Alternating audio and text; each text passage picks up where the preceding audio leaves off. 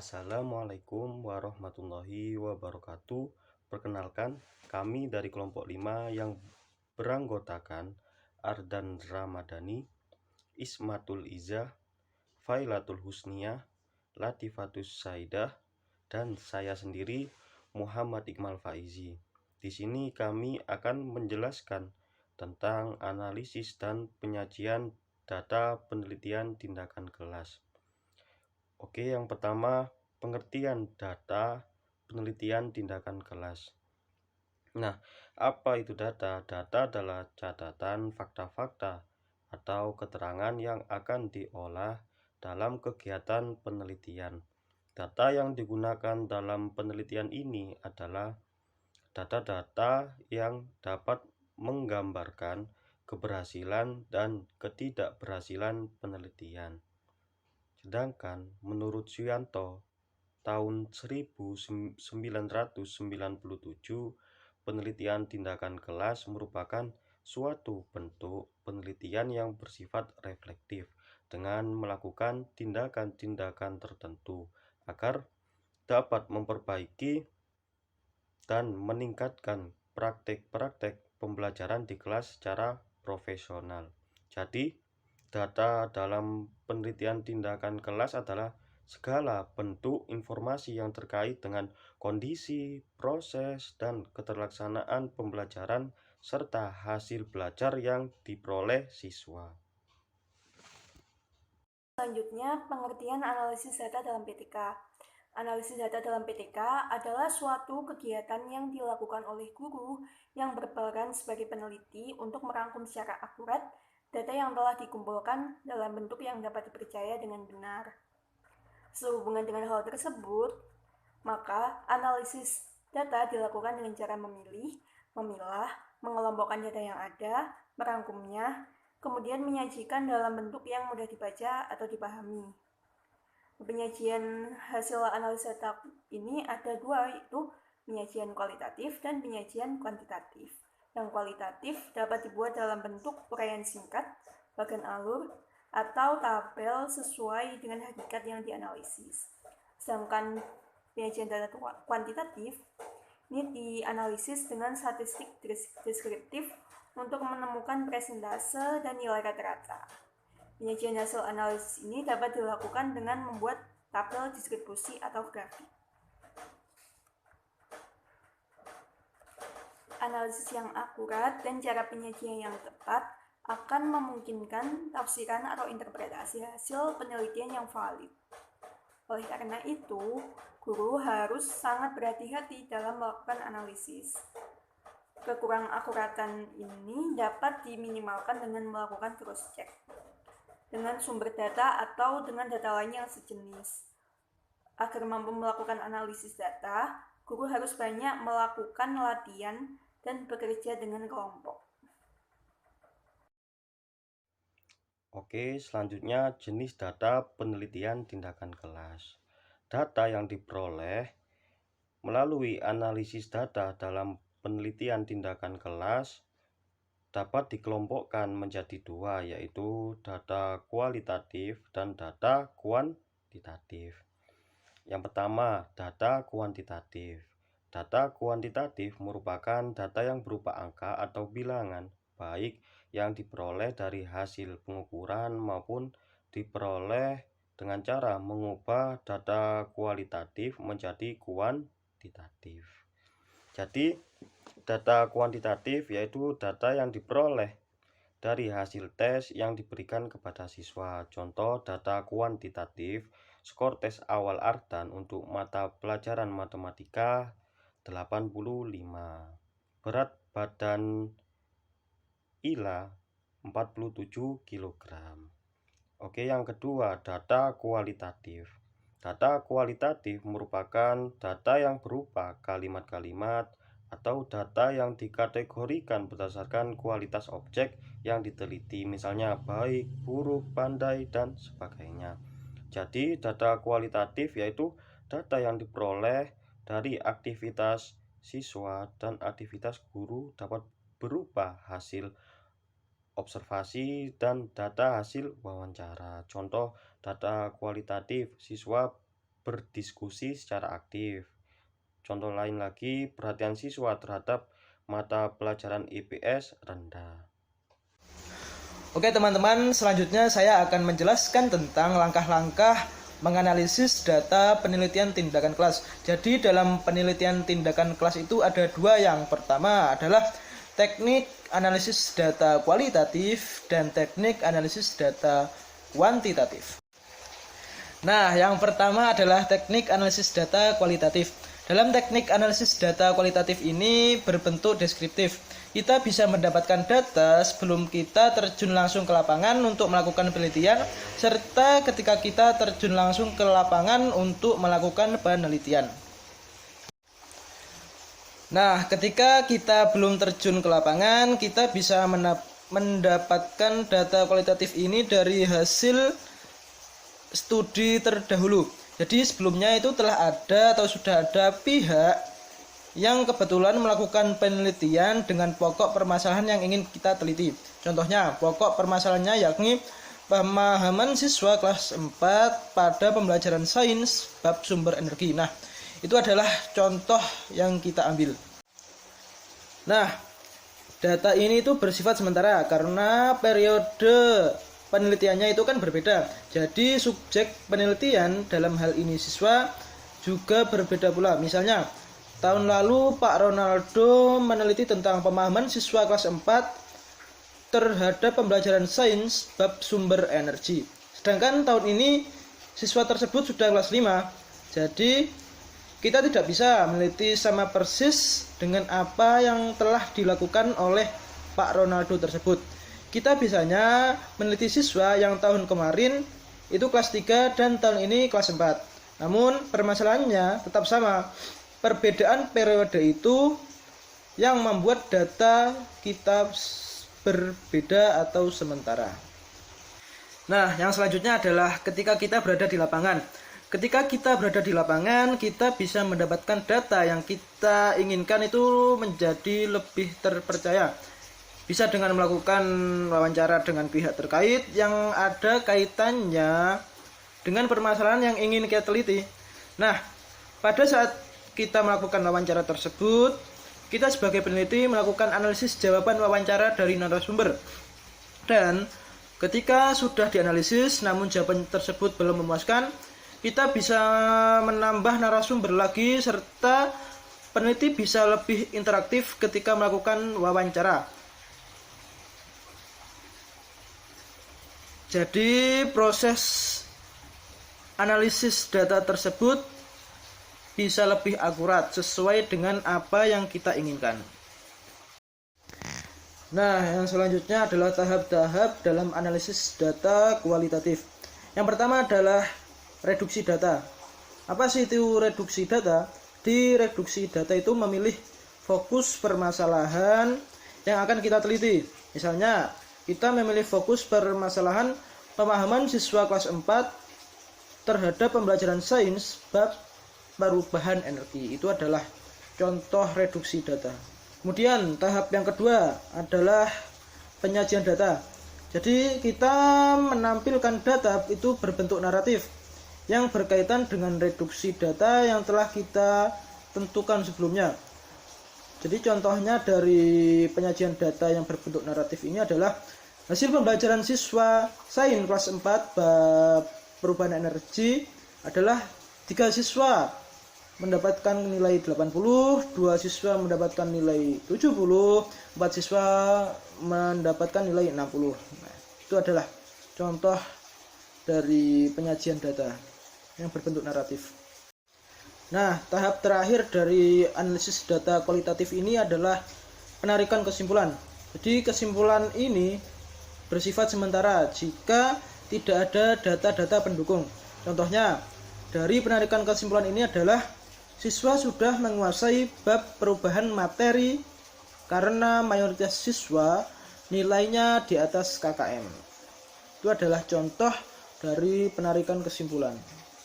Nah, selanjutnya adalah tahap-tahap atau langkah-langkah analisis data kuantitatif. Jadi dalam analisis data kuantitatif itu ada 6. Berikut adalah tahap yang pertama. Tahap yang pertama adalah menentukan KKM atau kriteria kentuntasan minimal. Jadi penentuan KKM ini ada kaitannya dengan tahap-tahap selanjutnya. Oke, kita akan mengambil KKM 70.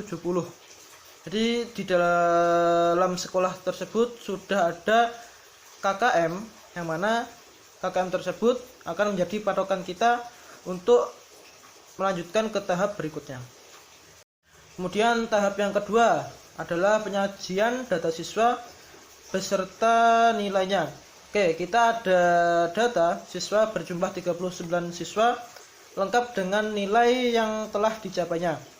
Nah, berikut ini adalah tabel hasil belajar siswa tersebut. Ada di slide itu. Oke, kemudian tahap yang ketiga adalah menghitung rata-rata kemampuan siswa masing-masing. Caranya yakni jumlah total nilai keseluruhan siswa dibagi jumlah siswa. Jadi hasil dari rata-rata siswa pada kelas tersebut adalah 68,72. Oke, kemudian tahap yang keempat adalah mengelompokkan jumlah siswa yang nilainya di atas 70 dan juga nilainya di bawah 70. Oke, gunanya untuk memudahkan pada tahap selanjutnya. Oke, seperti yang kita lihat pada tabel itu, jumlah siswa yang nilainya kurang dari 70 ada 7 orang, dan jumlah siswa yang nilainya lebih dari atau sama dengan 70 ada 32 orang. Oke, tahap yang kelima adalah penentuan ketuntasan klasikal. Jadi ketuntasan klasikal ini adalah jika 80% dari jumlah keseluruhan siswa nilainya di atas batas minimal yang telah kita tentukan sebelumnya, yakni 70. Jadi 80% dari keseluruhan siswa itu harus nilainya lebih dari 70. Bagaimana cara kita menghitungnya? Caranya adalah jumlah siswa yang nilainya lebih dari 70 dibagi banyaknya siswa keseluruhan, kemudian dikalikan 100. Jadi jumlah siswa yang nilainya di atas 70 ada 32 orang, sedangkan jumlah siswa keseluruhan itu ada 39 orang. Jadi 32 per 39 dikalikan 100, dan hasilnya adalah 82,05. Dan yang tahap terakhir adalah penarikan kesimpulan. Jadi kesimpulan dari penelitian tersebut adalah kelas tersebut dianggap tuntas dikarenakan 82,05% dari keseluruhan siswa telah mencapai batas minimal, yakni 70 nilainya. Oke, itu adalah penarikan kesimpulan. Selanjutnya adalah validitas data. Validitas data merupakan upaya yang digunakan untuk memastikan ketepatan atau keakuratan suatu instrumen yang digunakan dalam penelitian. Menurut Frankel 1990, validitas data ada 3, yakni yang pertama validitas isi, yang kedua validitas kriteria, dan yang ketiga validitas konstruk. Validitas isi yakni digunakan untuk menguji kesesuaian antara bahan atau materi yang diujikan dengan pengetahuan atau pelajaran, kemampuan atau pengalaman orang yang diuji. Sedangkan validitas kriteria adalah ketepatan yang merujuk pada hubungan skor antara yang diperoleh dengan menggunakan instrumen tertentu dengan skor yang diperoleh dengan instrumen lain, dan hasil dari keduanya dapat dikorelasikan sehingga menentukan tinggi rendahnya suatu hubungan antara keduanya. Kemudian validitas yang terakhir adalah validitas konstruk, yakni mengacu pada sifat atau karakteristik yang didukung oleh suatu instrumen secara psikologi. Nah, selanjutnya yaitu tentang penyajian data. Penyajian data dalam penelitian itu disebut dengan display. Nah, penyajian data dapat dilakukan dalam bentuk uraian singkat, bagan, tabel, grafik atau diagram, hubungan antar kategori.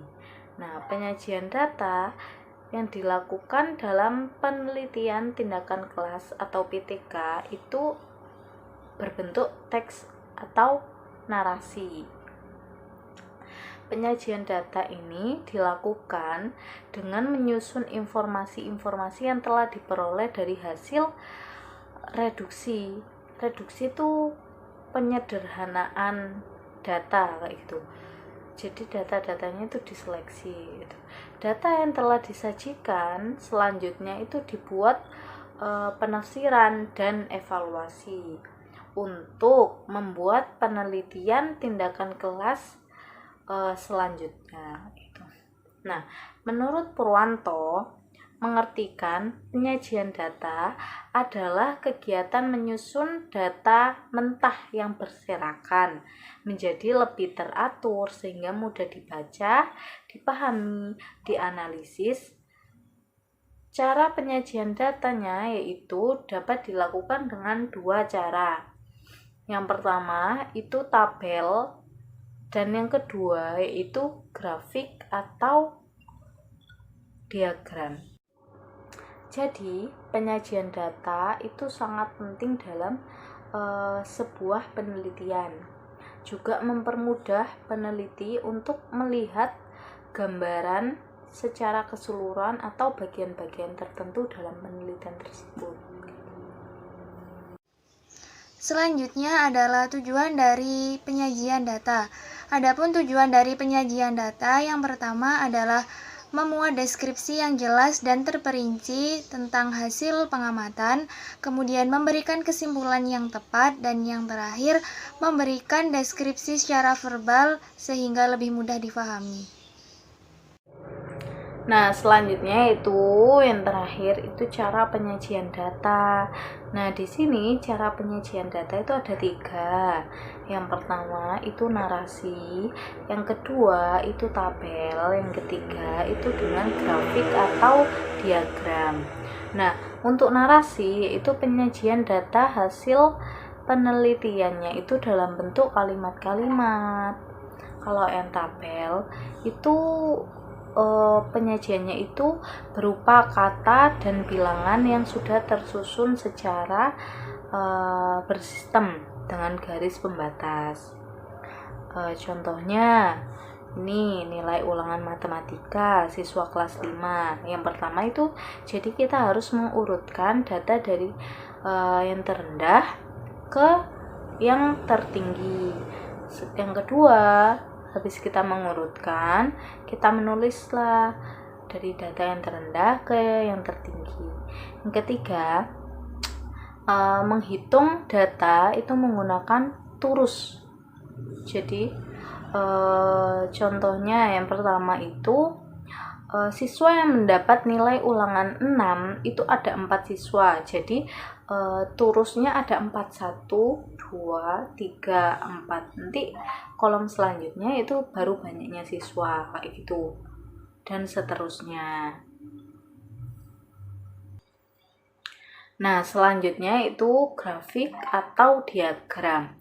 Nah, yang pertama itu ada diagram gambar atau piktogram. Nah, piktogram ini diagram yang datanya disajikan dalam bentuk gambar atau lukisan untuk mewakili benda yang menampilkan banyak benda sesungguhnya. Itu. Kayak contohnya itu yang bukunya warna biru itu mewakili 10 orang, yang bukunya warna kuning itu mewakili 5 orang kayak gitu, kayak di contoh. Nah, selanjutnya itu yang kedua itu ada diagram batang. Nah, diagram batang ini diagram yang menunjukkan bilangan atau kuantitas yang dinyatakan dalam bentuk persegi atau persegi panjang. Jadi, ada sumbu mendatar dan sumbu tegak lurus kayak gitu. Yang mendatar itu kelasnya, contohnya kelas yang dicontoh itu kelas 1, 2, 3, 4, 5, dan 6. Terus yang sumbu tegaknya itu, tegak lurusnya itu diisi dengan jumlah siswanya. Jumlah siswa kelas 1 itu ada 30 orang. Jadi dibuat persegi panjang sampai ke angka 30 dan seterusnya. Selanjutnya itu yang terakhir ada diagram garis. Nah, diagram garis ini yang digambarkan dengan bentuk garis lurus, sama dengan diagram batang tadi. Untuk membuat diagram garis itu diperlukan sumbu tegak lurus dan sumbu mendatar.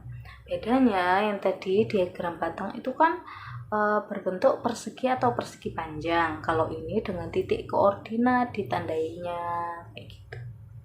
Sudah selesai. Terima kasih.